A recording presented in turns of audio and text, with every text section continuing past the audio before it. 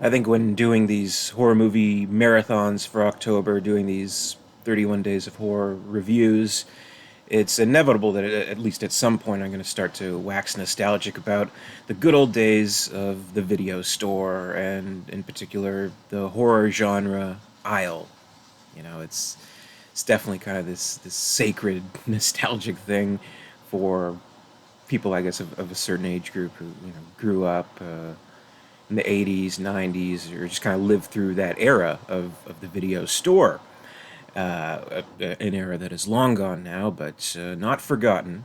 And those memories are memories people hold dear, especially that horror section, right? And Shocker, it kind of brought back those memories to me because I do kind of remember, going through the horror aisle and always seeing that cover. It was, pretty memorable cover of this crazed serial killer in the electric chair with bolts of electricity kind of surrounding him and all that stuff. And of course, I do remember eventually renting it. At that point, I had seen most of the trademark Wes Craven movies, The Nightmare on Elm Street, and I think even at that point, at least the first two Scream films had come out, so made enough sense to me that anything with like the Wes Craven brand, his name attached, I'm gonna get a good horror movie. And his name was all over this. Wes Craven Shocker, written and directed by Wes Craven, from the master of horror, Wes Craven. That kind of stuff. So I did watch the film way back, and I remember actually not liking it that much. That I do remember because I don't know. I guess again going back to the horror aisle and looking at the the covers and kind of reading the back. Like, I mean, you couldn't like whip out your phone and be like, Rotten Tomatoes, what does it say? Nothing like that. Uh, you'd read the back, look at the pictures, and good luck, right? And I seem to remember that the the back synopsis of the movie really kind of focused on one particular element of the movie, which was the getting sucked into the TV and going from channel to channel, the hero of the movie and the villain kind of doing battle throughout this TV world, which sounded cool to me. It sounded pretty cool because I was and still am a fan of the movie Stay Tuned, the John Ritter film, which was a great movie, very funny, very entertaining. And I thought, hey, this could be like the horror version of Stay Tuned, right? So I guess I kind of felt that it didn't really deliver on the promises that back summary kind of gave an idea of, because that portion of the movie we're talking, that's like maybe like a 5 minute section of like a 90-minute movie. So I don't know. I guess it just didn't do it for me back then. But we're talking over 20 years ago now at this point. So I've rewatched the film for the first time since first seeing it, for my October 31 Days of Horror marathon. And thinking on that now, I mean, I guess it's fair enough that they kind of decided to highlight that aspect of the film because this is probably a hard movie to kind of like give the elevator pitch for. Like, it's hardly a kind of conventional kind of movie. It's not really bound by a certain kind of formula. So it's always kind of changing throughout the entire film.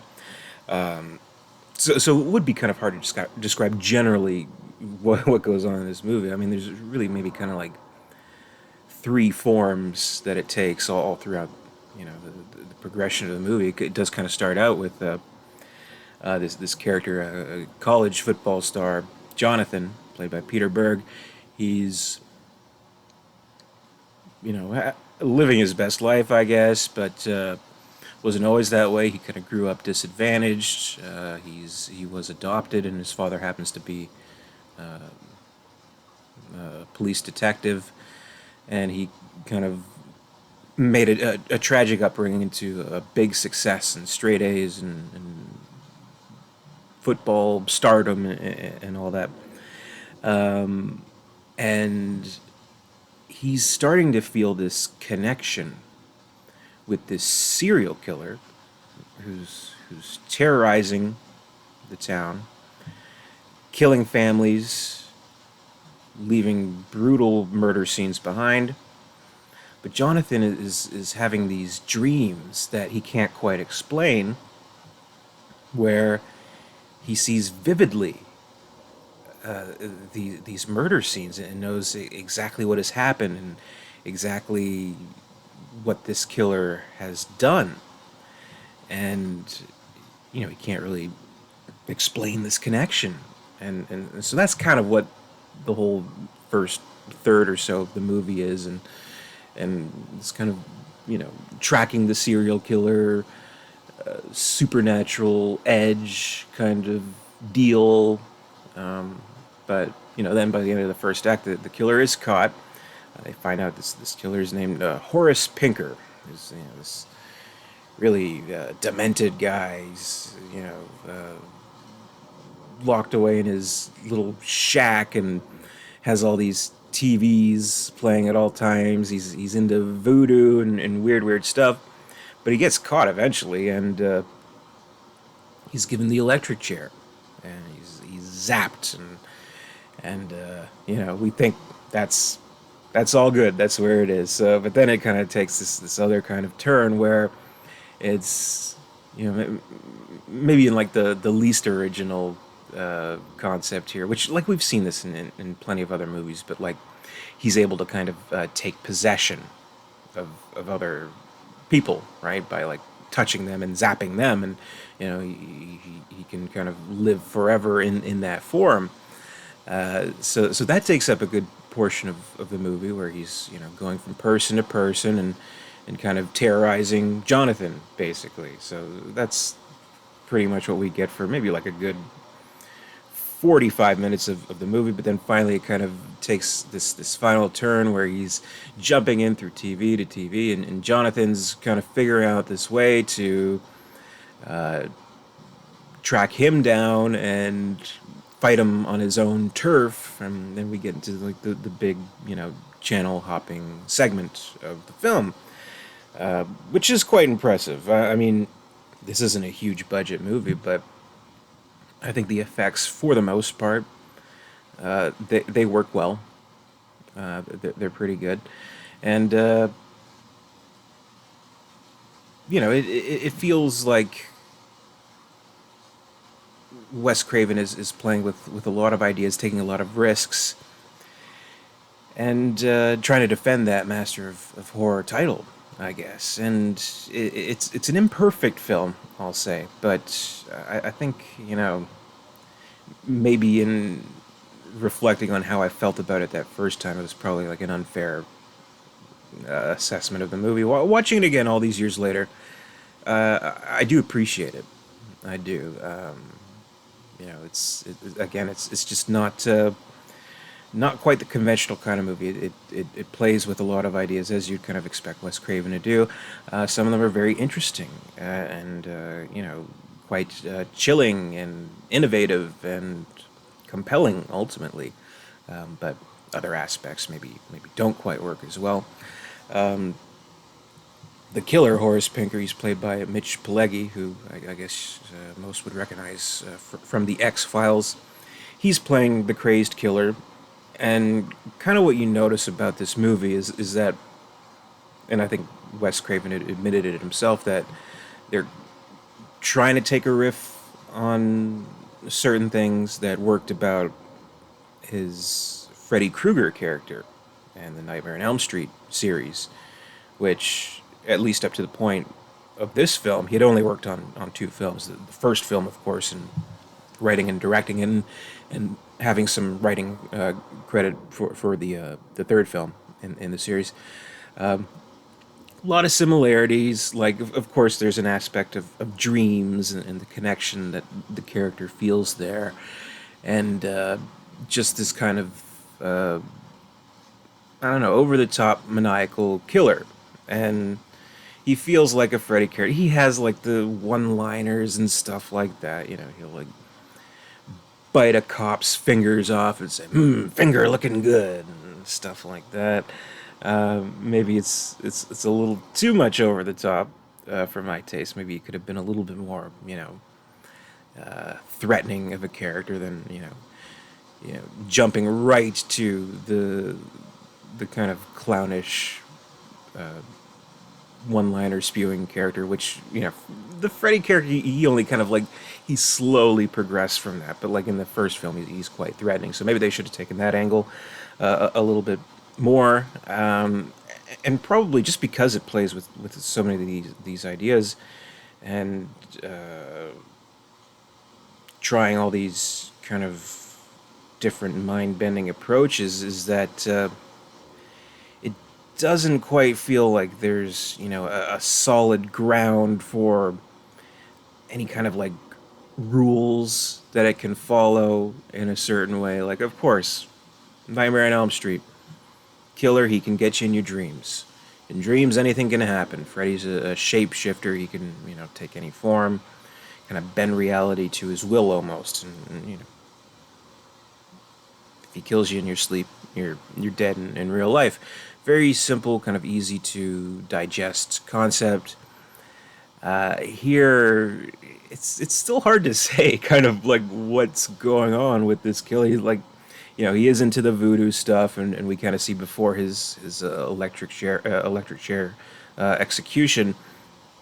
He's like, I don't know, praying to a TV, and it's like shooting electricity into him. It's like, okay, I guess some crazy voodoo stuff, and that somehow contributes to his abilities to live inside electricity, live inside televisions, and eventually, hop from channel to channel and electronics through electronics.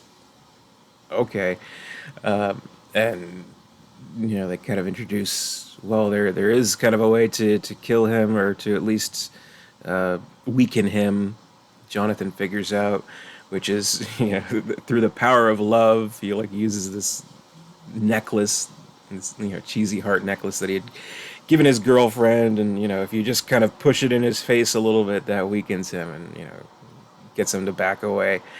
I guess, I don't know, and there's just strange stuff where he gets beamed through a satellite dish, and I guess that somehow helps his abilities. I don't know. So like it's kind of all over the place with what this crazed killer shocker dude is capable of, and how he's able to attack his victims, and ultimately how to defeat him, which still, I don't know, maybe not too clear. There are a bunch of nonsense, I guess, but either way, I mean, it's a fun ride. It does have a lot of interesting concepts, and Pileggi is quite entertaining. I'll give him that. He's really good in the role. No Freddy Krueger or anything like that, and I think that may be ultimately what hurt the film, is just like trying to recapture that same magic, instead of going for something maybe a little more, I don't know, maybe darker would have been a better way. But this is, well, it does have some brutal moments. Definitely some, bloody carnage and stuff like that.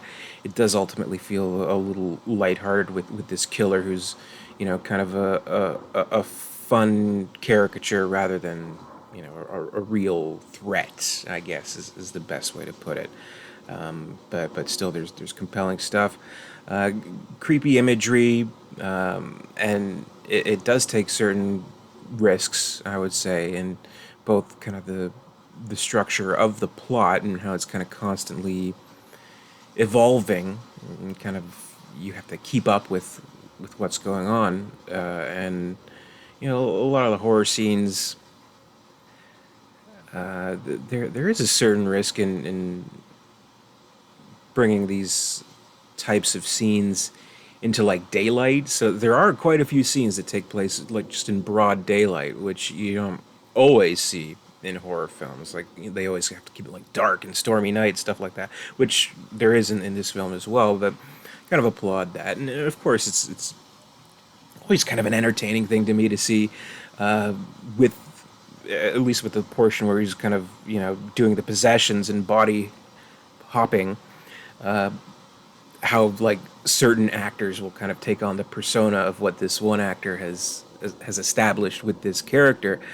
So we see that, and that's quite fun. So we kind of get the traits, and of course one of the giveaways is that he does have kind of like a limp, and he drags his leg. So that's kind of like the giveaway in the trait. So he's like possessing cops, joggers, and possesses a little girl, and that kind of stuff. So it's cool. It's cool to see that stuff. And of course, the kind of climactic showdown within the TV world, it's cool. Like you do kind of wish that maybe it was a little more involved instead of just this 5-minute thing. But I suppose it's more due to the limits of the budget, rather than you know the scope of the film's imagination and what it has to offer.